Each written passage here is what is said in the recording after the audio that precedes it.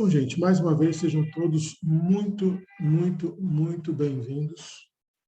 Nós somos o NEP Bartolomeu, o Núcleo de Estudos e Pesquisas do Evangelho, vinculado à Casa Espírita Cristã, no IBS, em Vila Velha, no Espírito Santo, e componentes do movimento NEP Brasil. Hoje, dando sequência ao nosso estudo, nós vamos estudar a primeira epístola de Pedro, ainda no seu capítulo 1, versículo 3, segundo a tradução da Bíblia Almeida Revisada e Corrigida, de 1969, é uma das traduções que a gente usa nos nossos estudos. Lá se lê: Bendito seja o Deus e Pai de nosso Senhor Jesus Cristo, que, segundo a sua grande misericórdia, nos gerou de novo para uma viva esperança pela ressurreição de Jesus Cristo dentre os mortos. Já na Bíblia de Jerusalém, outra fonte, outra tradução usada em nossos estudos, se lê: Bendito seja o Deus e Pai de nosso Senhor Jesus Cristo, que, em sua grande misericórdia, nos gerou de novo pela ressurreição de Jesus Cristo dentre os mortos, para uma esperança viva. E como tem sido comum nos nossos estudos, a gente está trazendo também a tradução do Codex Sinaiticus, a Bíblia do Sinai, que é um dos códex, é um dos conjuntos de textos de tradução do Novo Testamento e da Bíblia em geral, mais antigos que se tem notícia. E ele é disponibilizado por um site específico de uma universidade inglesa. Nós já passamos esse site para vocês. Quem tiver interesse é só falar no privado, a gente repassa. E a tradução é a tradução Google, autorizada pela própria universidade que contém esse site. Lá se lê: Bendito seja o Deus e Pai de nosso Senhor Jesus Cristo, que, segundo a sua grande misericórdia, nos regenerou para uma viva esperança, pela ressurreição de Jesus Cristo dentre os mortos. Então, observem: regenerou, gerou de novo. Você vê que as palavras até mudam, mas a ideia central continua sendo a mesma. Hoje, se vocês me permitirem, eu queria ensinar um pouquinho, trocar alguma ideia com vocês um pouco sobre o que eu aprendi a respeito de estudo indutivo. O que é o estudo indutivo da Bíblia? Você, às vezes, pode parecer óbvio para você o que você tem que estudar em cada versículo. Por exemplo, esse versículo de Pedro é um versículo que, apesar de ser um versículo inicial, componente da epístola, ainda está em saudações, ele está entrando agora no louvor, saindo, perdão, das saudações, entrando no louvor a Jesus Cristo, mas vocês percebem que é um versículo denso, com muitas informações, onde Pedro quer passar muita coisa em poucas palavras. A Bíblia como um todo tem essa característica. Os versículos, muitas das vezes, vêm recheados de informação, recheados de palavras que, se não forem colocadas numa ordem lógica, podem até se tornar um pouco misteriosas. E aí você acaba caindo na inapropriação de uma interpretação vaga ou, às vezes, até errônea. E o estudo indutivo é uma das muitas formas de se estudar a Bíblia, que é indicada por vários comentadores bíblicos, e aí eu peço licença a vocês, a maioria desses comentadores bíblicos que indicam o estudo indutivo são comentadores que eu leio, que eu gosto de pesquisar. Parece difícil, mas se vocês prestarem um pouquinho de atenção, vocês vão ver que é muito fácil. O estudo indutivo, você começa pegando o versículo e tentando responder essas 8 perguntas. Não há necessidade de responder todas as 8. Pode ser que no versículo não tenha resposta para as 8, mas você tem que tentar responder o máximo possível. São perguntas fundamentais que a gente usa na ciência. Okay? Quem, onde, quando, o que, para quem, como, por quê e por quanto. Lógico, claro, é evidente que essas perguntas podem variar o sentido, e eu já vou explicar para vocês como que elas podem variar, né, no sentido de pesquisa. Como responder, o que procurar para responder essas perguntas. Eu quero deixar claro, deixar claro para vocês, que as perguntas centrais de toda pesquisa indutiva, de todo estudo indutivo, são o que e para quem. O que está sendo feito e para quem. Porque você deve partir do seu raciocínio lógico, tentando desvendar o versículo, ou interpretar, ou refletir sobre o versículo, a partir dessas 2 perguntas centrais. O que e para quem. Não é à toa que as 2 estão bem no meio da lista de perguntas. Como que isso é feito, João? Então, vamos pegar lá a tradução da Bíblia de Jerusalém. Bendito seja o Deus e Pai de nosso Senhor Jesus Cristo, que em sua grande misericórdia nos gerou de novo, pela ressurreição de Jesus Cristo, dentre os mortos, para uma esperança viva. Vamos lá. Primeira pergunta que a gente tem que fazer. Quem? Nesse versículo, quem é a pessoa de quem se fala? De quem se fala nesse versículo? Eu acredito que todos vocês vão concordar comigo que a resposta mais óbvia é Deus. Então, a pessoa de quem se fala nesse versículo, bendito seja o Deus, Deus Pai de nosso Senhor Jesus Cristo. Então, Deus, partimos lá. Primeira pergunta respondida. Quem é a pessoa de quem se fala? Deus. Onde? Onde pode ser também perguntado como está como, ou sob qual condição, né? Quem está sob qual condição? Quem fez o que sob qual condição? Então, você tem que procurar a palavrinha em. Por isso que ela está sublinhada. E eu acredito que vocês vão concordar comigo que aqui no versículo a resposta, apesar de parecer meio estranha, ela corrobora com um pensamento. Estar em sua grande misericórdia. Então, Deus em sua grande misericórdia, onde pode ser interpretado como no estado de, na situação de, no local de. Então, estar em sua grande misericórdia, Deus em sua grande misericórdia, fez o quê? E aí vocês vão observar que o fez o quê também responde para quem. Então, Deus, na sua grande misericórdia, fez o quê? Nos gerou de novo. Gerou de novo quem? A nós. Então, nos gerou de novo. Deus, na sua infinita misericórdia, na sua grande misericórdia, nos gerou de novo. Como? Como que ele nos gerou de novo? Como que Deus, na sua infinita misericórdia, nos gerou de novo? Pela ressurreição de Jesus Cristo dentre os mortos. Então, Deus, na sua grande misericórdia, nos gerou de novo através, como? Pela ressurreição de Jesus Cristo foi que ele nos gerou de novo. E por quê? Ou para quê, no caso aqui? Para uma esperança viva. Não respondemos todas as 8, mas respondemos bastante dessas perguntas. Por exemplo, quem? A gente sabe que é Deus. Onde ou em qual situação? Em sua grande misericórdia. O que ele fez e para quem? Nos gerou de novo. Como? Pela ressurreição de Jesus Cristo dentre os mortos. E por quê? Para uma esperança viva. João, isso aí está me parecendo meio óbvio. Para que você está falando isso? Pois é. Lembra que eu falei que as perguntas centrais são o que e para quem? Nos gerou de novo. Então, o que foi feito segundo esse versículo? Deus, em sua grande misericórdia, nos gerou de novo. Então, a ideia central desse versículo é nos gerar de novo. E aí você tem que partir o seu esquema mental dessa ideia, nos gerou de novo. E aí você vai perceber o seguinte, que você pode virar perguntas, ou seja, você pode transmigrar a cada uma das perguntas que foram respondidas através da ideia central, nos gerar de novo. Então, quem nos gerou de novo? Deus. Como ou sob qual situação ele nos gerou de novo? Com a sua grande misericórdia. Como nos gerou de novo? Através ou para a ressurreição de Jesus Cristo. Por que ele nos gerou de novo? Para que tenhamos esperança viva. Vou repetir para não ficar difícil. Agora nós começamos a refazer as perguntas dentro da ideia central para entender o versículo. Quem nos gerou de novo? Deus. Onde ou em que situação ou para qual condição ele nos gerou de novo?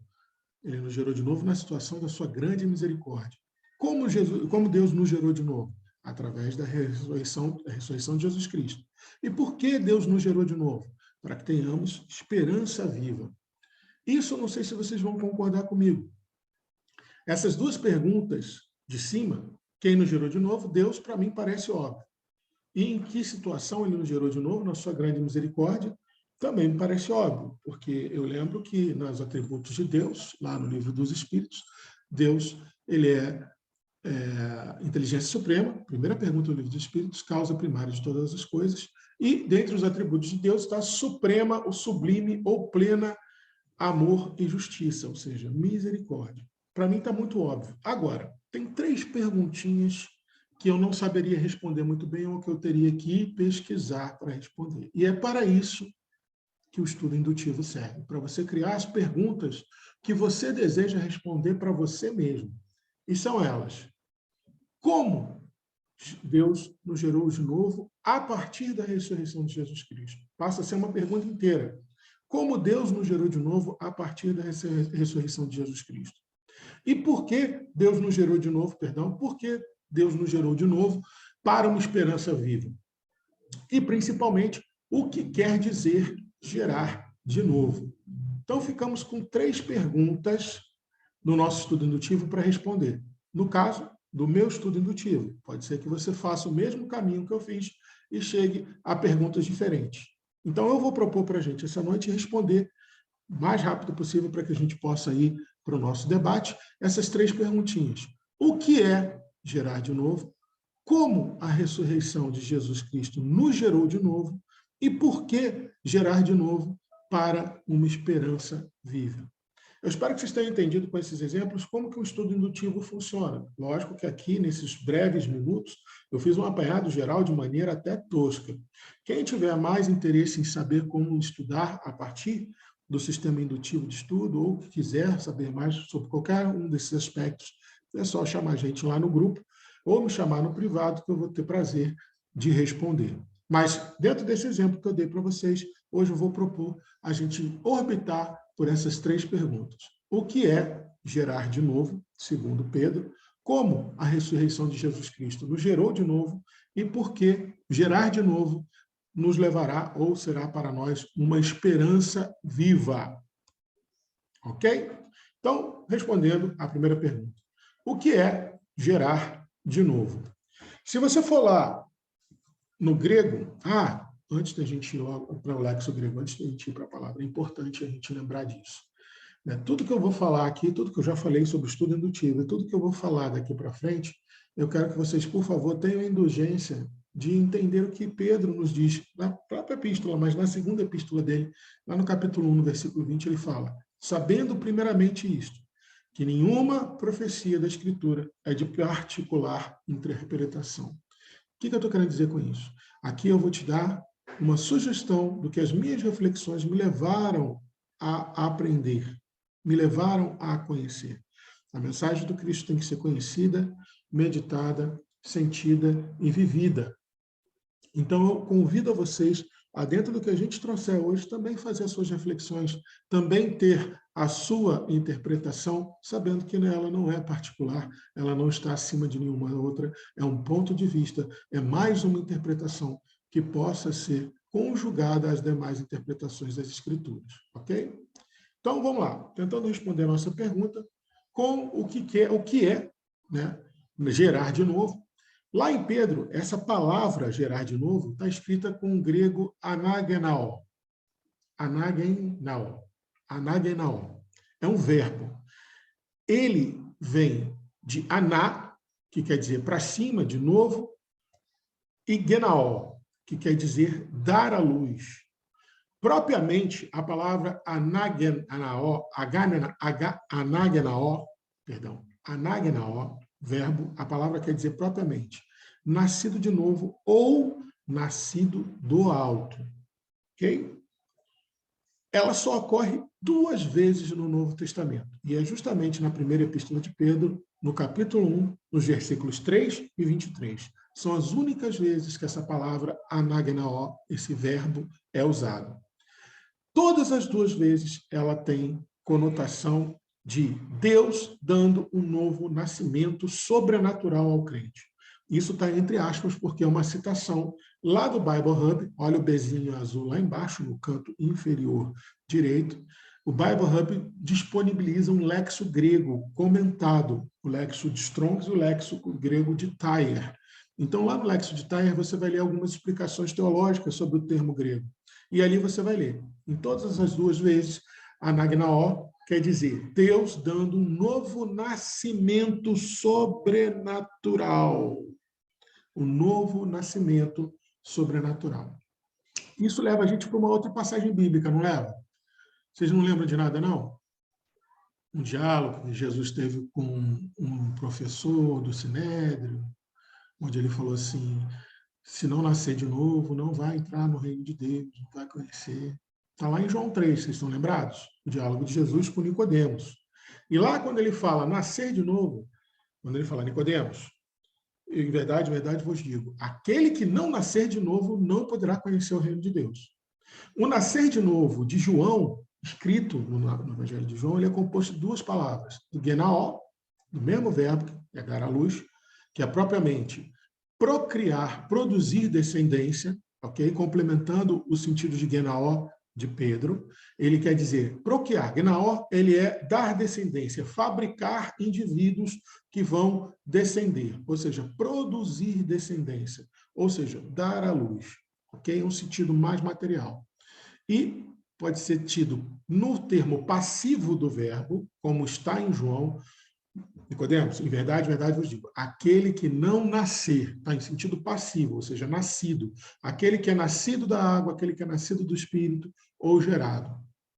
E a segunda palavra que João usa é anotem, que é um advérbio, que quer dizer mais uma vez, ou, em algumas traduções, principalmente do grego antigo, do alto ou do céu.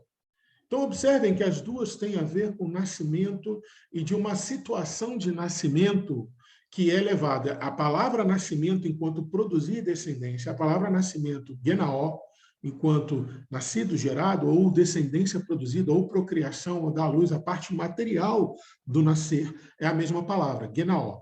O que muda é o particípio, aná, para Pedro, que ele cria uma palavra nova, tanto é que ela só aparece 2 vezes no Novo Testamento, e lá em João ele coloca o advérbio de potencialização, de intensificação, anotem, que quer dizer mais uma vez, ou, no caso, do alto do céu.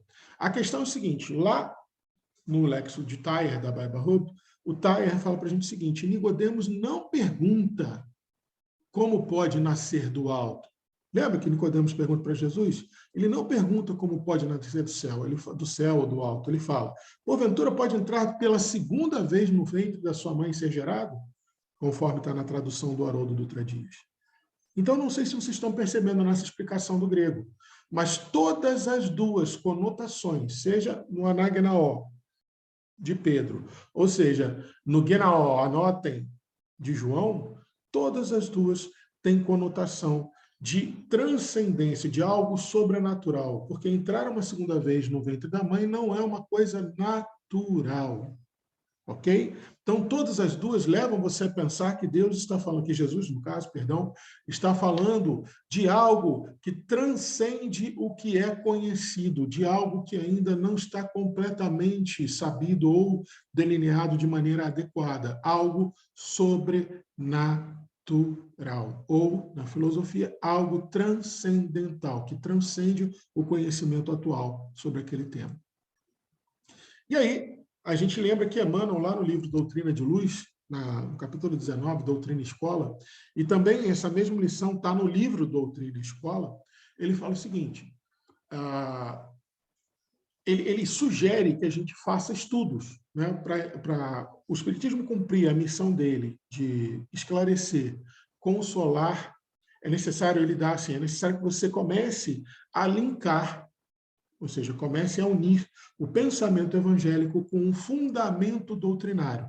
E aí, nessa lição, Emmanuel faz várias sugestões. Opa. Só um minutinho, gente, que deu problema aqui.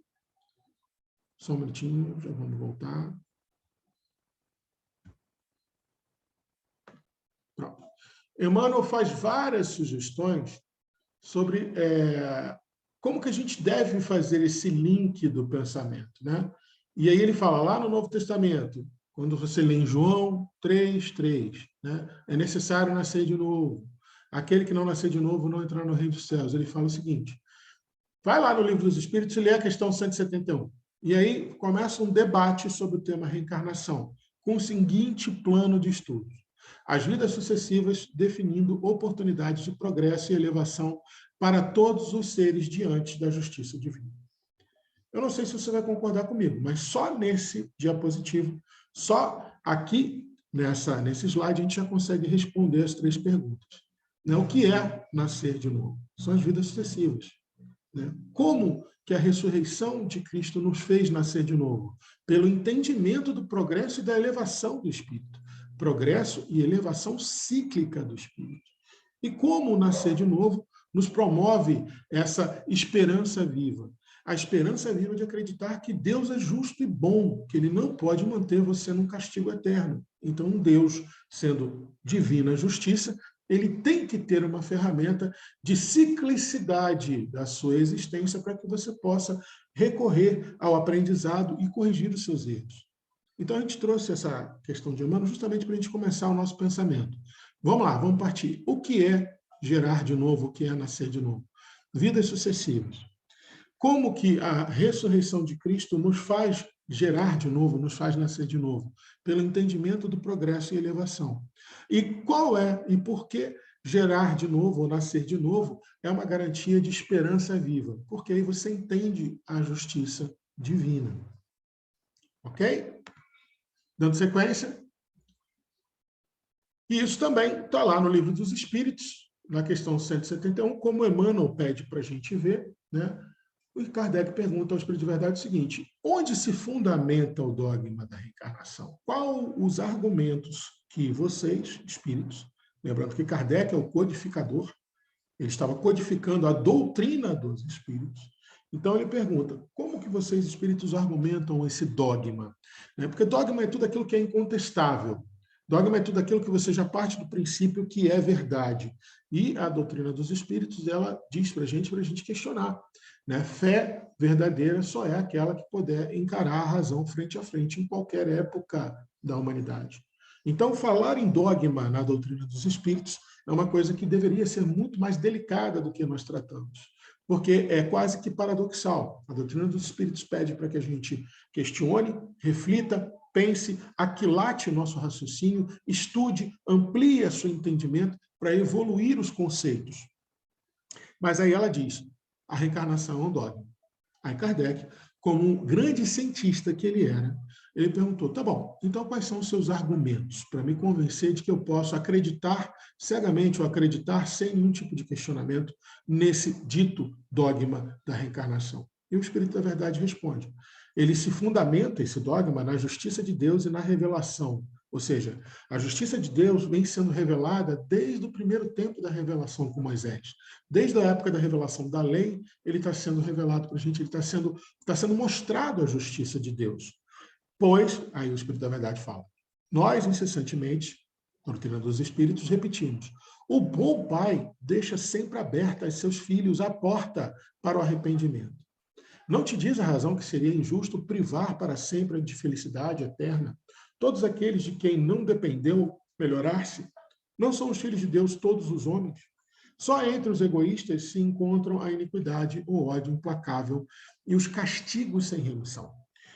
Meu filho, ele é de denominação religiosa católica. A família da mãe dele é uma família muito católica e ele segue esses preceitos, sempre flertando com os conhecimentos da doutrina dos espíritos, principalmente agora que ele está com 17 anos, vai fazer 17 anos, então ele está ficando bem curioso sobre as questões da doutrina dos espíritos. E aí ele me perguntou: pai, a reencarnação é para evitar que a gente fique eternamente no inferno?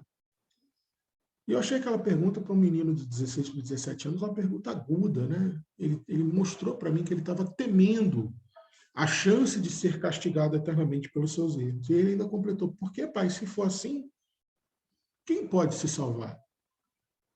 Né? Quem vai ficar fora do inferno? E eu perguntei para ele, falei: meu filho, vamos supor que você tenha sido...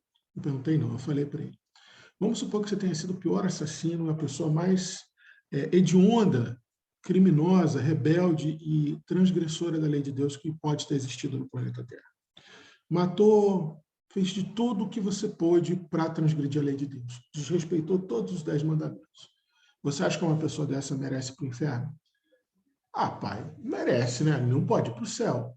Falei: pois é, ele merece, porque Deus é justo. Deus não pode colocar num lugar de gozos e delícias uma pessoa que transgrediu todas as leis dele, porque senão ele não seria justo. Ele seria amoroso, talvez, aos nossos olhos ainda ignorantes do que é ser amor, mas justo ele não seria. Ah, então ele vai ficar lá eternamente, pai? Eu falei: vamos lá.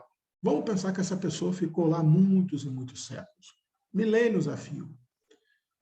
Nesse tempo, ela foi pensando em tudo que ela fez. Dentro daquele sofrimento, ela começou a pensar em tudo que ela fez e sofria e queimava no fogo eterno. E ela ia pensando. E com o passar do tempo, ele foi começando a descobrir por que ele cometeu cada erro e foi se arrependendo sinceramente de todos os erros. Até que chegou um dia, depois de muito tempo, quase uma eternidade de tanto tempo, e ele falou para Deus assim: Pai, agora eu entendo porque eu errei e eu estou arrependido. Eu sei como consertar os erros que eu fiz. O Senhor me permite consertar? Aí eu perguntei para o meu filho: o que você acha que Deus responderia? Aí ele ficou em silêncio por um tempo, pensou. Falou: Pai, eu só consigo pensar que Deus deixaria, se foi sincero ao arrependimento. Falei: pois é, filho, isso é uma questão lógica. A questão da pena eterna, o eterno é o tempo que for necessário para você entender os meandros do seu erro e se arrepender sinceramente, para que você possa dizer para Deus, cara a cara, face a face, com seu coração limpo: Pai, eu entendo porque eu errei, eu quero pedir perdão para quem eu prejudiquei e eu quero consertar as coisas de errado que eu fiz. Que Deus seria suprema justiça e bondade se não deixasse o filho realizar um pedido desse, se não permitisse que um pedido desse acontecesse. E é bom lembrar que, falando em dogmas, a reencarnação fazia parte dos dogmas dos judeus sob o nome de ressurreição. Comentário de Kardec lá no Evangelho segundo o Espiritismo, capítulo 4, item 4. Então, os judeus entendiam mais ou menos como é que era esse mecanismo cíclico de voltar à Terra para organizar as coisas, para tentar manter a sua obra, o seu status de cooperador divino, né? E lembrar também que Jesus falou, o próprio Jesus disse, para provar que a ressurreição era um dogma acreditado pelos judeus, está lá em Mateus 13, 11, versículos 13 e 14, quando Jesus fala de João Batista, ele dá o testemunho de João, pois todos os profetas e a lei profetizaram até João. E se quiserdes aceitar, ele é o Elias que há de vir. Como na tradição messiânica judaica, Elias viria preparando as sendas do Senhor, as sendas do Messias. Por isso que João Batista, no início do seu ministério, começava: ó voz que clama no deserto, endireitai suas veredas. Ele era o Elias preparando os caminhos do Messias. Por isso que Jesus fala.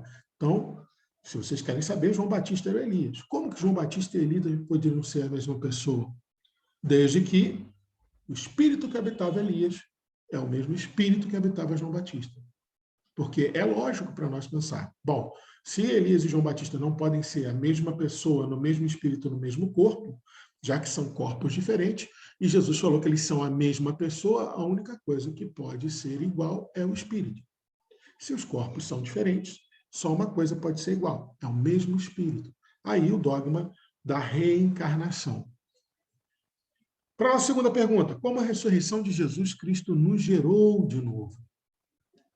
E aí, a gente traz Emmanuel, no livro Palavras de Vida Eterna, na lição 149, intitulada Todos os Dias. Jesus não é mestre ausente ou símbolo morto. Ainda e sempre é para nós o que declaramos aceitar-lhe a governança. Ele é para nós aquilo que nós aceitarmos que Jesus é. Mas ele é o mentor vigilante e o exemplo vivo. Basta que nós recapitulemos as lições para refletir. Lá no Evangelho de João também, 8:32, dizia então Jesus aos judeus que criam nele: se vocês permanecerem na minha palavra, serei verdadeiramente meus discípulos e conhecereis a verdade vos libertará. Então Jesus, a ressurreição de Jesus nos faz gerar de novo, porque ele é um mentor vigilante e o exemplo vivo, ele é o governador planetário, ele nos conhece a cada um pelo nosso nome.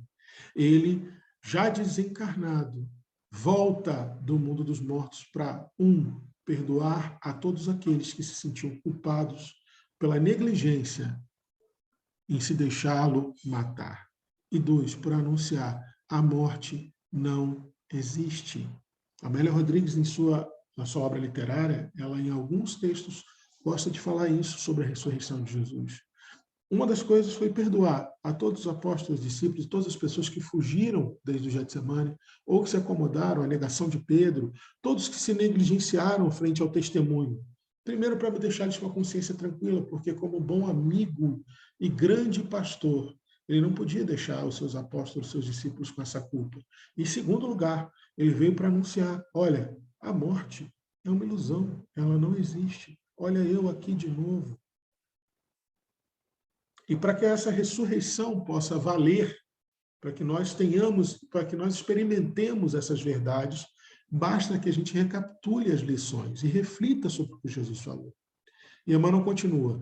E ao retratá-lo em nós, segundo as nossas acanhadas concepções, ou seja, quando a gente lembrar dos ensinamentos e tentar seguir Jesus como o melhor guia e modelo, como está na questão 625 do Livro dos Espíritos, nós receberemos dele a ideia ou socorro de que careçamos, a fim de escolher com acerto e agir com justiça.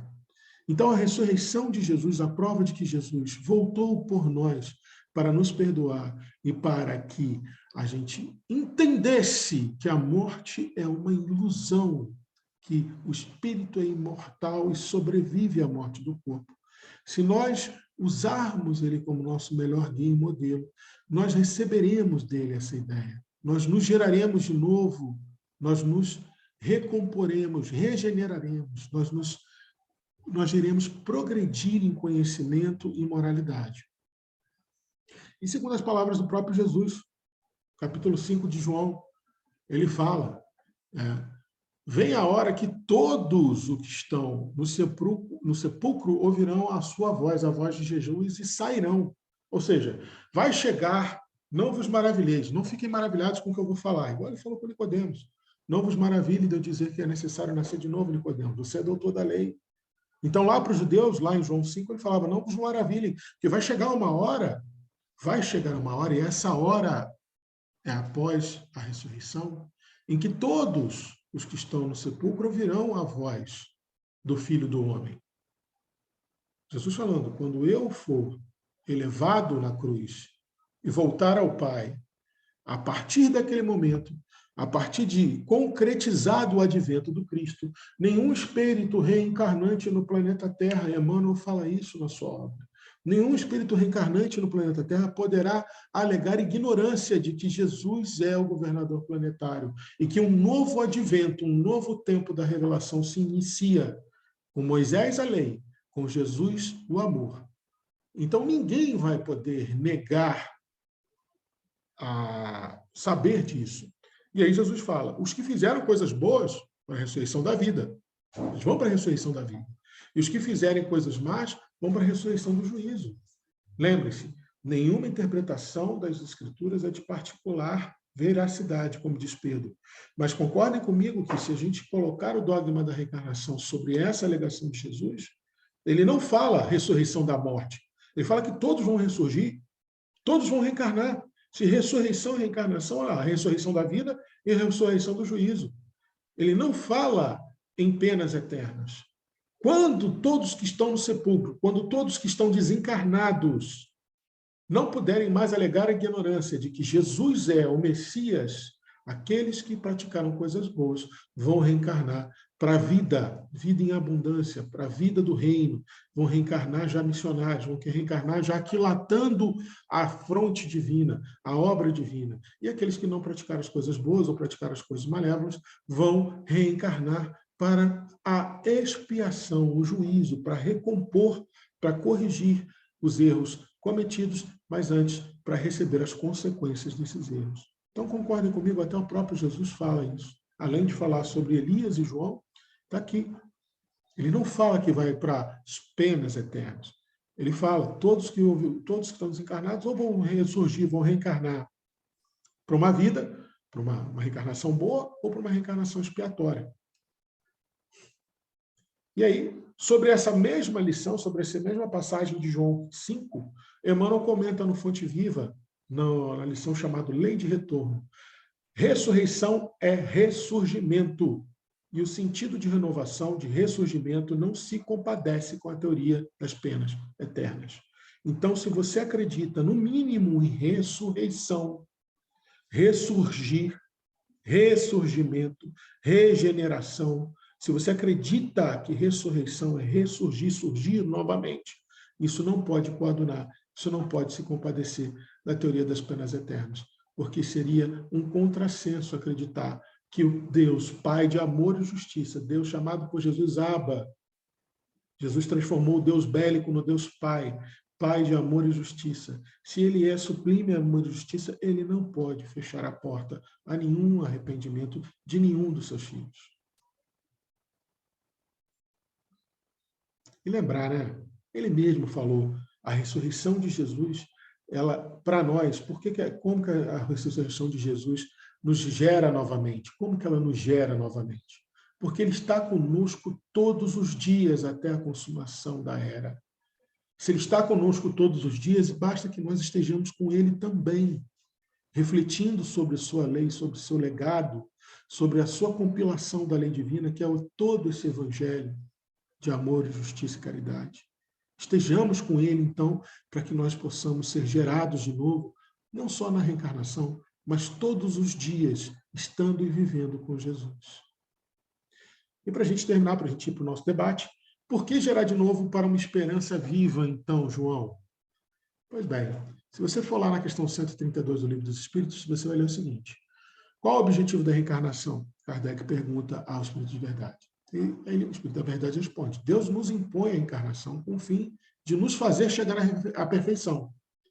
Então, se a encarnação é o fim pelo qual Deus considerou legítimo nos fazer chegar à perfeição, olha a esperança viva aí. Reencarnando, nós um dia vamos chegar a uma perfeição que vai nos aproximar de Deus. Se isso não for esperança viva, eu realmente não sei o que poderia ser esperança viva. E o Espírito da Verdade ainda nos lembra, tem outra finalidade também. Ela colocar o Espírito em condições de suportar a parte que nos cabe na obra da criação.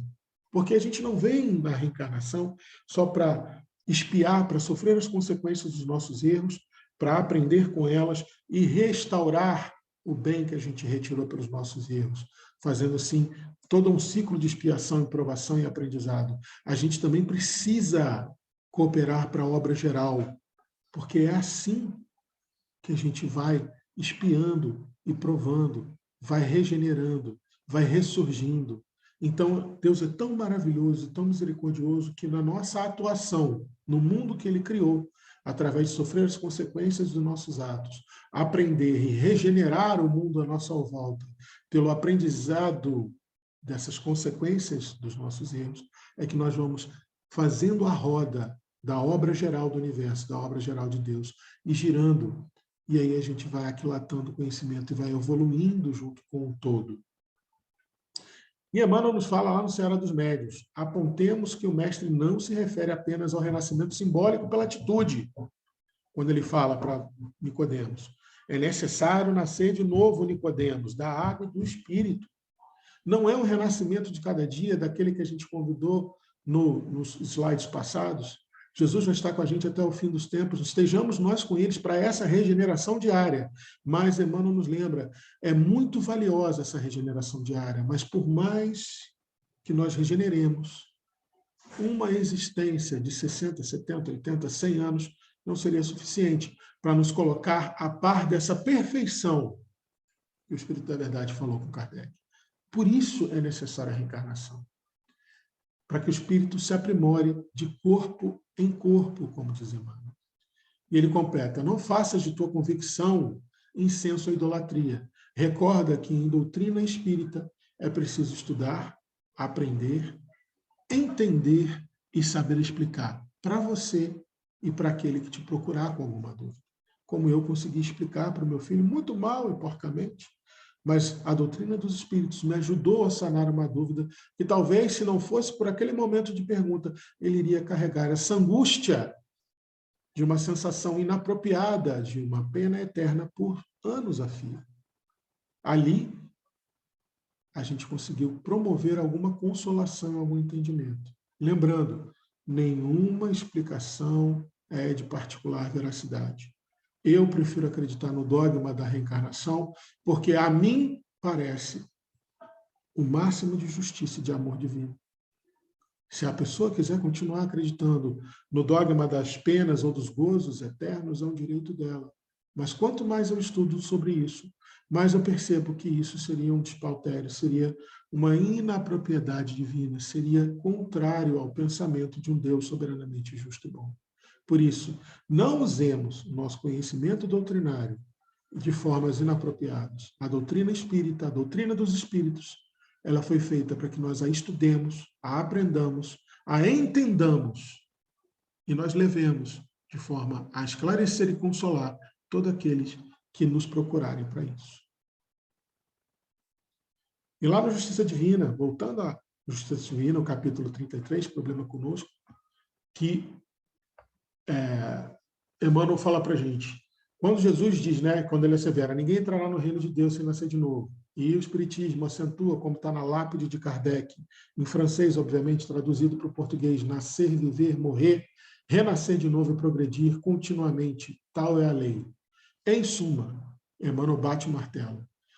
Quer dizer que ninguém conseguirá desertar da luta evolutiva. Nós somos espíritos, até onde se sabem, imortais. Não eternos, porque eterno somente Deus. Mas nós tangenciamos a eternidade, nós tangenciamos a imortalidade. E por isso, nós temos toda uma seara de tempo e existências para que a gente possa progredir. Mas não duvidemos que nós não podemos capitular a luta, nós não podemos desertar dessa luta evolutiva, que é a missão que cada espírito recebe de Deus para evoluir, seja pela expiação, seja pela aprovação, ou seja, pela missão. E aí, gente, eu espero que com essas reflexões singelas que a gente trouxe, a gente possa, enfim, entender o que Jesus fala para Nicodemos. Não te maravilhes que eu tenha te dito. É necessário a voz ser gerado de novo, ou ser gerado do alto, na tradução do Haroldo Dutra Dias. Então não nos maravilhemos, entendamos com a simplicidade, a singeleza do que é o evangelho primitivo, que é o convite que a doutrina dos espíritos nos faz. Entenda com racionalidade o que é o amor, ou ame o que é a razão do evangelho. Mas vamos entender de modo singelo, produtivo, sempre benévolo, indulgente e perdoando qualquer ofensa, como é a caridade entendida por Jesus. E não nos esqueçamos, a mensagem do Cristo precisa ser conhecida, precisa ser meditada, precisa ser sentida e precisa ser vivida, como nos lembra Alcione. E aí, o que você aprendeu com Jesus hoje? E eu deixo o debate para vocês a partir de agora. Quem gostaria de começar falando?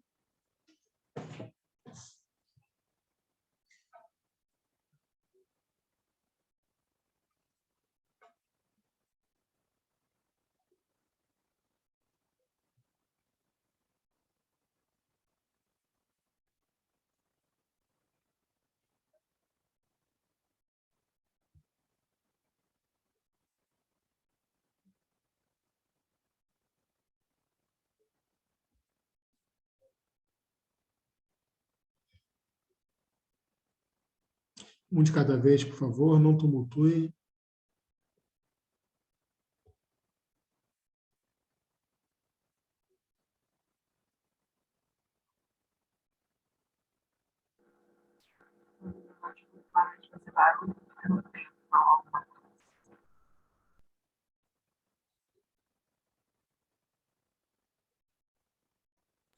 Então, João, Diga para nós. assim,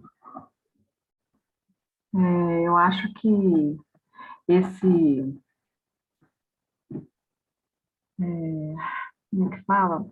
Que, segundo a grande misericórdia, nos gerou. Gerar é vida, né? Eu acho que antes da vinda de Jesus, nós, muitos de nós já habitávamos nesse planeta, a gente vegetava, na verdade, né? Sem nenhum rumo certo, assim, sem entender muita coisa.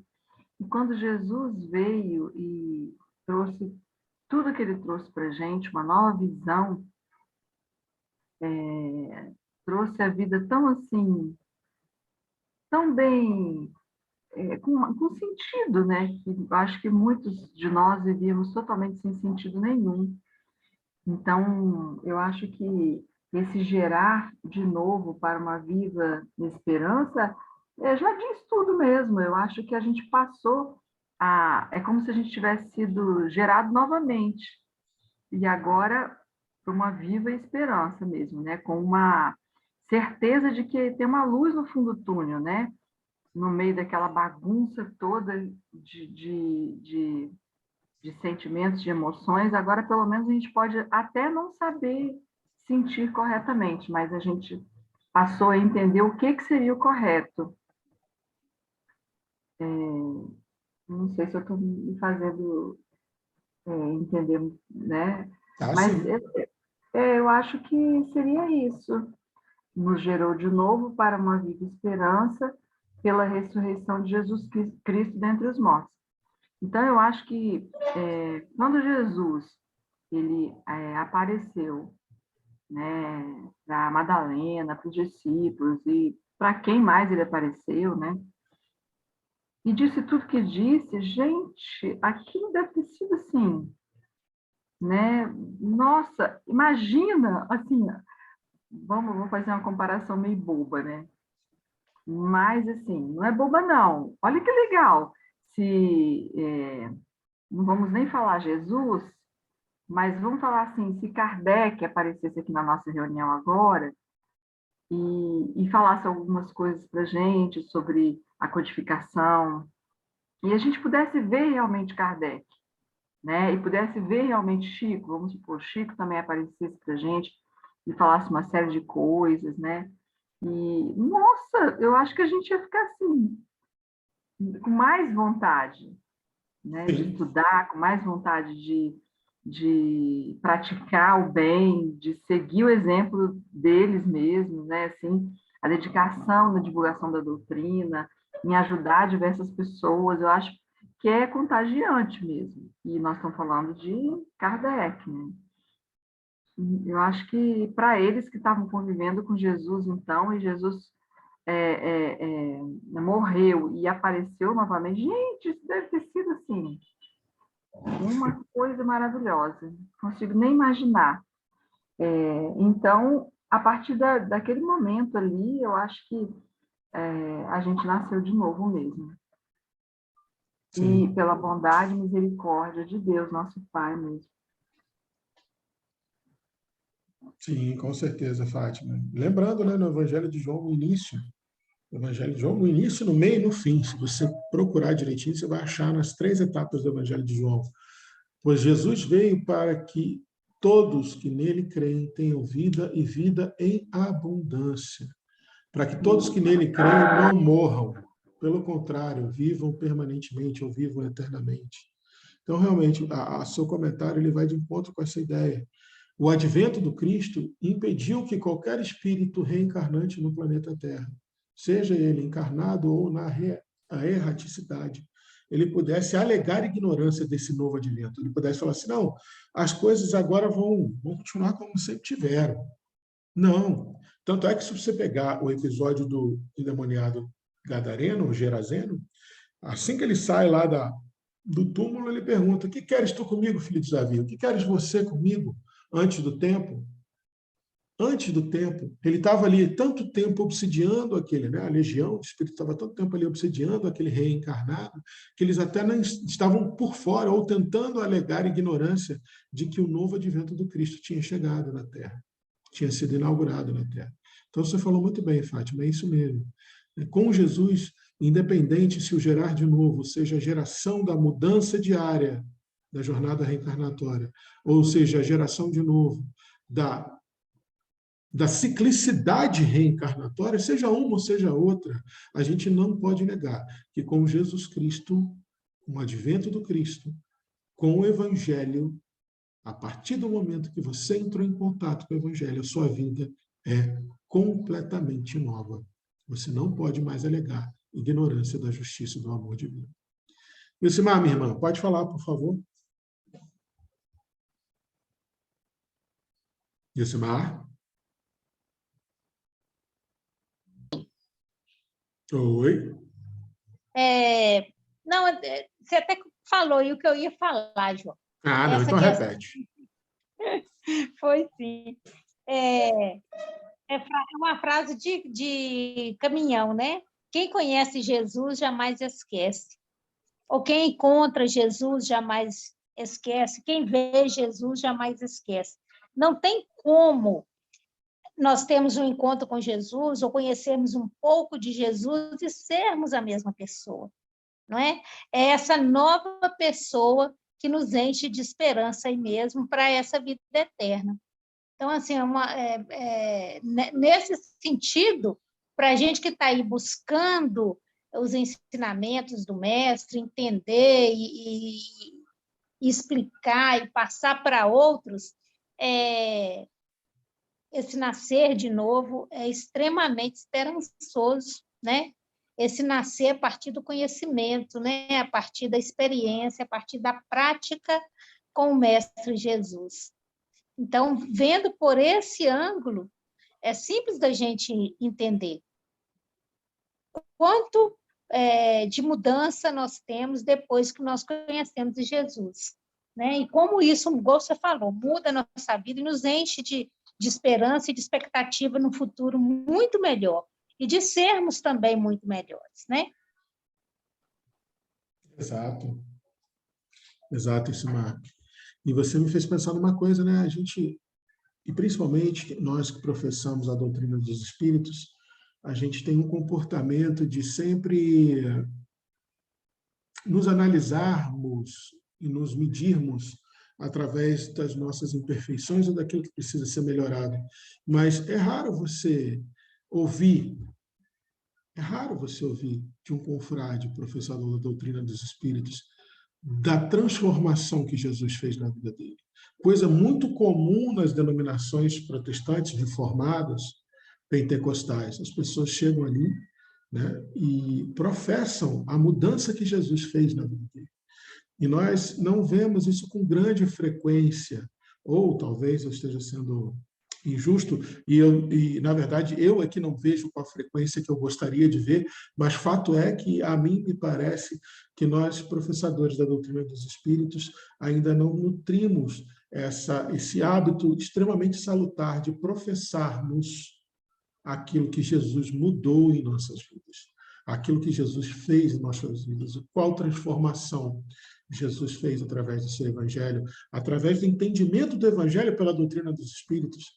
A gente tem dificuldade, a gente fala muito sobre o que a gente sabe, sobre o que a doutrina fala, mas na hora de falar, Jesus transformou a minha vida nisso, naquilo outro.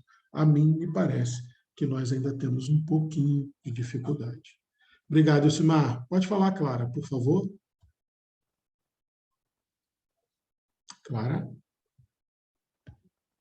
É porque eu estou no celular. Não, eu só queria compartilhar um sentimento de que eu me sinto renascendo cada vez que eu leio e estudo mais sobre o Cristo, assim. Eu tenho essa sensação de estar renascendo cada vez mais ao me aproximar de alguma forma mais do Cristo, assim. Não sei se vocês também têm essa sensação de que aquele pensamento velho morreu e agora eu preciso cuidar desse novo pensamento, desse novo renascimento, dessa nova semente que foi plantada em meu coração. Isso cabe um pouquinho no que eu estava falando antes, né, Clara? A gente, às vezes, até percebe, como você lembrou bem, né? A gente percebe, e talvez a gente não pare também, e aí eu me coloco à frente de todos e vou falar isso primeiro para mim, talvez a gente não pare, eu não pare, um pouquinho do meu dia para perceber o que Deus mudou em mim, o que o conhecimento evangélico, o que Jesus transformou em mim, o que o Evangelho transformou em mim naquele dia. Né? Isso era muito comum nas igrejas cristãs primitivas. As pessoas chegavam no seu dia de trabalho e muitas vezes elas levavam o alimento para a casinha ou a igreja onde seria lido o Evangelho, as anotações de Mateus, e ali elas chegavam e confraternizavam entre si, e elas, depois de uma preleção, ficavam falando: olha, hoje Jesus me mostrou isso, hoje eu consegui praticar isso que o Evangelho de Mateus, as anotações de Mateus falam. Lembra daquilo que Paulo falou para a gente uma vez? Então, hoje eu vivenciei isso. Esse professar um com o outro, esse diálogo sobre a transformação que o Evangelho exerce. Eu confesso para vocês que eu não tenho o hábito de parar no meu dia e refletir comigo mesmo, não precisa nem ser com outra pessoa. Comigo mesmo pensar, nossa, o que Jesus transformou em mim hoje?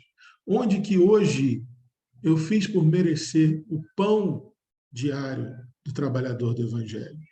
O que eu tenho para dividir hoje com a espiritualidade amiga sobre as conquistas, as minhas conquistas, sobre as minhas vicissitudes, sobre as minhas viciações? Onde que eu progredi, onde que eu dei um passo a mais? Até mesmo para que a gente crie o hábito de pensar no que Jesus está te transformando e agradecer. Agradecer. Criar o hábito de agradecer sobre a mudança que está sendo feita em você. Mas para isso é preciso que você entenda qual mudança está sendo feita em você. É preciso que você testifique a mão de Deus guiando a sua vida.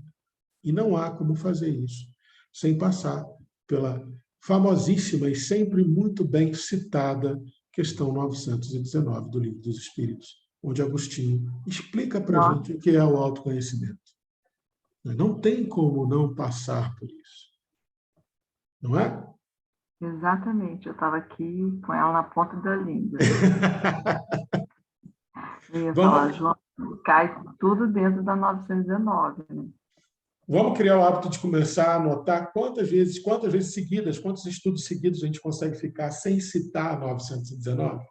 Porque para mim parece uma coisa quase que impossível. Possível.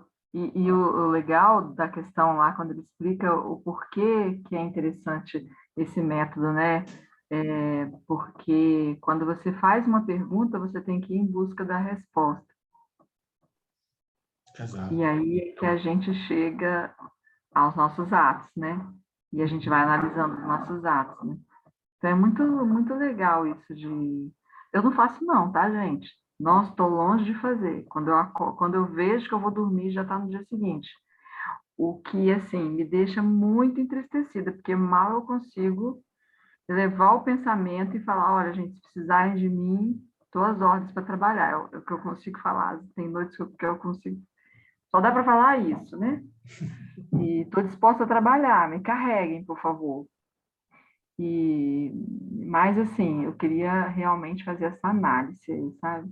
Teve um curso de meditação que eu fiz, eu e uma amiga, e a gente ia todos os dias de manhã, não, 3 vezes por semana de manhã, lá perto do tribunal, lá, um curso de meditação e tal, e aí tinha esse exercício, sabe? E aí eles eram meio contra nós espíritas. Mas aí um dia eu levantei a mão lá e falei, essa é uma das questões do livro dos Espíritos, a questão 919, fala exatamente isso. Não, para que eu faço? Muito engraçado. Mas é isso, mas assim, nem fazendo o curso eu fiz, gente, exercício. Fico tão triste comigo, mas tudo bem, né? É um hábito muito difícil. Eu confesso que teve algumas épocas muito pontuais, e aí eu faço um meia-culpa aqui, foram épocas em que eu estive muito, muito, muito angustiado, que eu consegui fazer. Um exercício que eu até, quando eu fazia o ciclo de palestras sobre a 919, eu propunha às pessoas. Antes de dormir, aí eu destrinchava como se fosse um método, né, usando o que Agostinho fala, um método, um passo a passo para você fazer o que Agostinho fala. E no outro dia eu falava assim, acordem no outro dia de manhã e leiam o capítulo 7 de Mateus. Que para mim são duas coisas que são essenciais para o autoconhecimento. É você meditar no capítulo 7 de Mateus, ele todo. Para mim aquilo ali é uma obra-prima do autoconhecimento. E fazer o que Agostinho orienta passo a passo. Chega, faz questões sobre o que eu posso ter feito hoje que tenha ofendido a Deus, ao próximo, a mim mesmo. Onde estão minhas fraquezas hoje? Quais foram as fraquezas que o dia de hoje me demonstrou? Quais que foram os pontos de potencialidade em virtude que o dia de hoje me mostrou? O que eu preciso mudar mais imediatamente? O que eu tenho o que eu tenho como já ir mudando desde agora? 10 minutinhos por noite. Eu sei que é um hábito muito difícil. Eu consegui fazer em épocas que eu estava muito necessitado de fazer. Não vou ficar aqui dando uma de prosélito, não. Eu consegui fazer porque eram momentos de extrema dor, extremo sofrimento na minha vida. Então, eu consegui, me obriguei a fazer e consegui fazer por um tempo. Mas foi só as coisas começarem a melhorar, Fátima, que você vai esquecendo, amanhã eu faço, depois eu faço. Mas a gente podia começar a criar um hábitozinho, né? E hábito é uma coisa que você faz assim, tropeça hoje, faz amanhã, esquece 2 dias de final de semana fazer, faz na segunda. Mas se a gente não for forçando devagarinho, realmente a gente nunca consegue fazer. O capítulo 7 é pesado, hein? Ah, mas é pesado. Joguei aqui agora, porque eu não sei não, gente. Não sei esses negócios. Eu acho vocês tudo muito doido, esse negócio de capítulo tal, versículo tal, tudo de cabeça, e todo mundo já sabe o que é. Então, assim, eu acho isso coisa de gente normal, não. Mas aí tem o Google, né? Tem o Google, aí eu fui lá, joguei, nossa, maravilhoso, né? Eu Tudo que a gente tenho. precisa fazer e não faz, né? Provavelmente. Exatamente. Mas ele é um compêndio, na minha opinião, o capítulo 7 de Mateus é um compêndio sobre autoconhecimento. Eu Mas brinco é às legal vezes, ler isso todo dia, hein? Eu acho que água mole em pedra dura, tanto bate até que fura. é só a gente ir forçando devagarinho e não se envergonhar, porque hoje eu falo para você, eu parei de fazer porque eu comecei a me envergonhar de mim mesmo, não conseguir fazer e só ter procurado na hora da dúvida. Sim. Isso atrapalha muito a gente, né? A gente precisa ter esse auto-perdão de falar, não, eu tropecei, mas vou voltar a fazer. Inclusive, vou tentar voltar a fazer hoje.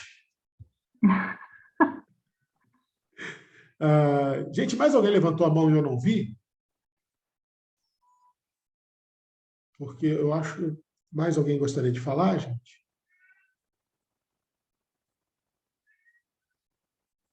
Paulinho, Amanda, Dona Márcia Vargas, minha mãe, que hoje está aqui, conseguiu estar com a gente aqui, está inclusive presencialmente aqui em casa. Mais alguém gostaria de comentar alguma coisa? É sua mãe? A Márcia Vargas é minha Nossa, mãe. eu vou ter o prazer, então, será que ela está me ouvindo? Provavelmente está. Eu acho uma coisa incrível quando você fala que sua mãe é arqueóloga. Eu também acho incrível. Alguém conhece? Você conhece alguém que a mãe é arqueóloga? O meu amigo João Marcos tem uma mãe arqueóloga. Ah, e é Muito muito prazer. orgulho. E eu imagino que a senhora deva ser uma mulher incrível, porque seu filho é uma pessoa maravilhosa, né? A Clara que Ah, eu diga. que isso. Obrigado, Fátima. Obrigado. Lucimar, minha irmã, pode falar. Você abriu aí para mais algum comentário? Eu queria fazer um comentário sobre o versículo que Diga. você citou aí, que levantaria os sepulcros, né? Aham. Aí tá ouvindo? Tá, né? Eu estou João, te ouvindo, pode falar. ok. Falando de levantar os sepulcros, na questão interpretativa, na questão pessoal, né, de interpretação, muitos nossos irmãos ainda acreditam, creem mesmo que Jesus voltará e que ressuscitará os mortos. Né? Inclusive, uma vez, numa reunião mediúnica, eu assisti uma situação dessa. Um espírito que se manifestou falando que há não sei quantos anos ele estava dormindo porque ele estava aguardando o retorno de Jesus Cristo, baseado nesse versículo. Então, é a questão interpretativa mesmo, né? Sim, sim. Depois eu vou compartilhar com vocês uma ferramenta que a gente está cooperando com os nossos confrades do NEP, né? Não que eles tenham pedido, mas a gente foi intuído a fazer, e aí eu estou conversando com a Conceição sobre uma ferramenta para a gente ter um conjunto de missão, visão e valores, que eu acho importante, apesar de muita gente achar que isso é algo que deva ser restrito à gestão e à instituição e às instituições e meio empresarial em si. Não, você ter missão, visão e valores de qualquer que seja a empreitada da sua vida, até de você mesmo. Qual é a sua missão, qual é o seu propósito, qual é a sua visão de futuro, quais são os seus valores com os quais você pretende percorrer esse caminho da sua missão, eu acho importante. E a gente está cooperando, a gente recebeu uma intuição e estamos cooperando com essa criação. E lá no meio, principalmente para falar dos valores, tem uma lição de Emmanuel, que eu não vou saber se está de cor agora, porque eu tive contato com ela bem recentemente, e não tive muito contato, mas eu vou buscar lá nas minhas anotações e vou compartilhar com vocês, que Emmanuel fala exatamente isso, Wilson, a necessidade de você ter um compromisso com o seu estudo, a sua interpretação, sobre sua intenção de interpretar, sobre o seu propósito de dizer qual a interpretação você está fazendo. Né? De você ter um compromisso com a verdade, com a clareza, com a edificação, com a consolação, com o esclarecimento. Então, isso é muito importante, porque, obviamente, que qualquer irmão, seja ele encarnado, seja ele na erraticidade, que ainda professe que espera uma volta física de Jesus, não sei se ela vai ocorrer ou não. Lembre-se das palavras de Pedro: nenhuma interpretação é de particular veracidade. Né? Eu não consigo entender a necessidade de Jesus reencarnar, uma vez que, e aí vem o meu argumento, ele deixou claro, está lá em Mateus 28, eis que estarei com vocês até o fim das eras, até a consumação dos tempos. Estarei com vocês todos os dias. Eis que estarei com vocês todos os dias. Jesus está conosco todos os dias. Até mesmo quando você vai lendo, em João ele fala: eu vou ao Pai e vou mandar alguém. Eu vou ao Pai e volto, mas vou mandar alguém nesse meio tempo. Mas ele deixou claro: estarei com vocês todos os dias. Então ele já voltou, talvez ele nem nunca tenha ido. Na minha interpretação, ele nem nunca foi. Ele sempre esteve. Né? Emmanuel ensina isso para a gente. Ele recebeu o orbe terrestre recém-saído do Sol, né? nessa alusão astrofísica de Emmanuel. Ele recebeu a rocha incandescente, chamada posteriormente de planeta Terra, diretamente das mãos de Deus. Falou assim: toma, filho, essa é para você cuidar, tanto no planeta quanto de todos os espíritos, todas as formas energéticas vibracionais que nele existirem ou habitarem. Então, ele sempre esteve, ele nunca foi. Né? Esperar uma volta de Jesus, física, uma volta ostensiva de Jesus, denota a necessidade de legitimação do Espírito. Ou seja, eu preciso que Jesus volte para que ele me diga se eu estou certo ou errado, para que ele faça o juízo de mim. Não é a volta de Jesus, não vai ser concomitante, segundo muitos acreditam, com o juízo final. Eu preciso que Jesus volte porque eu quero ouvir da boca de Jesus se eu estou certo ou errado. Sendo que Jesus está te esperando, ele está com você todos os dias. Isso é perda de tempo. A meu ver, é perda de tempo. Jesus está te esperando todos os dias, já há 2000 anos te esperando. Sejamos com ele hoje e sempre, porque ele é conosco todos os dias, até a consumação dos tempos. Muito boa sua reflexão, Ilcimar. Obrigado. Quem mais gostaria de falar, gente? Paulinho, Amanda, Dora Márcia Vargas. Você está com a sua mãe e eu estou com a minha filha. Que legal. Eu vi a Amanda. Eu vi. Seja bem-vinda, Amanda. Prazer ter você com a gente. Ei, João, obrigada. Seja bem-vinda, querida. Volte sempre, é um Obrigada. prazer. Tá bom, hoje eu estou de ouvinte, hein? Tá bom, seja bem-vinda. Aqui é um lugar que tudo vale. Vale ouvir, vale falar, vale refletir.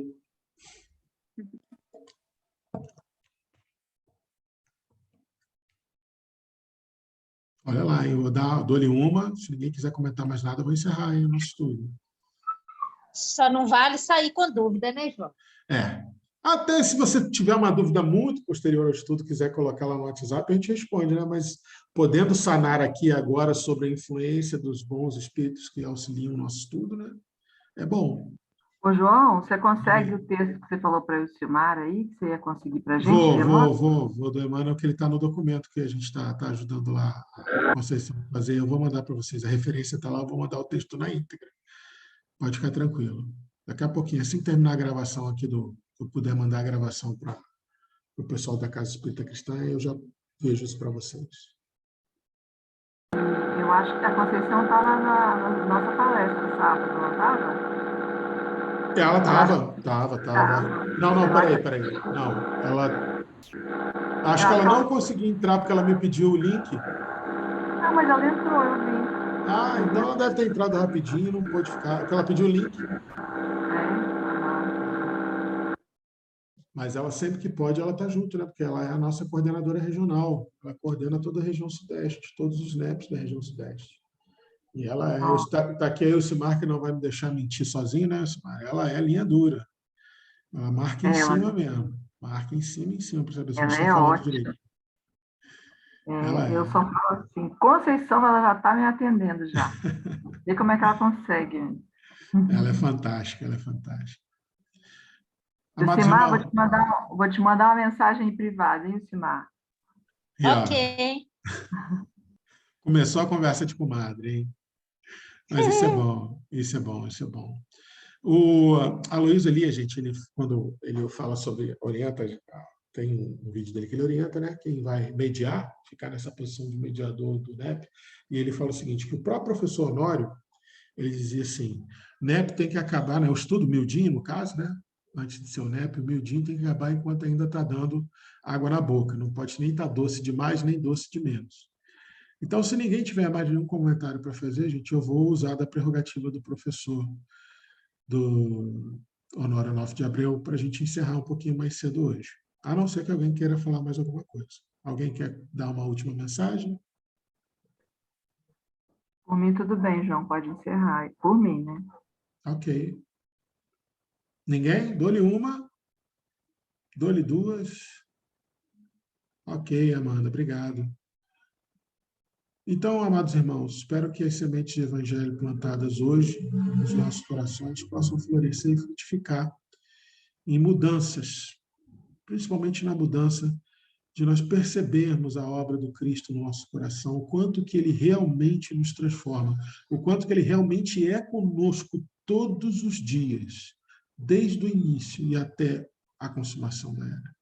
Que o Evangelho possa ser para nós hoje e sempre a nossa tábua da lei mais garantida, a nossa iluminação mais garantida, e que ela possa ser nosso manual de instrução da nossa boa vida nesse planeta Terra, da nossa boa reencarnação no planeta Terra.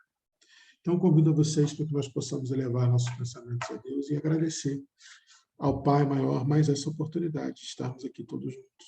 Obrigado, Deus. Obrigado, irmãos amados da espiritualidade. Obrigado, irmãos queridos de jornada reencarnatória. Em teu nome, honra e glória, Pai, hoje e para todo sempre. Se assim for da tua vontade, em nome do Mestre Jesus, nós te pedimos que incline os ouvidos a nossas súplicas e que assim seja. Amém. Gente, boa semana a todos. Conto com a presença de vocês domingo no NEP Alcione e semana que vem a gente continua o nosso estudo. Fiquem com Deus. Grande abraço. Boa noite, boa noite. Boa Fiquem com Deus. noite, fiquem com Deus. Boa noite. Boa noite, boa noite.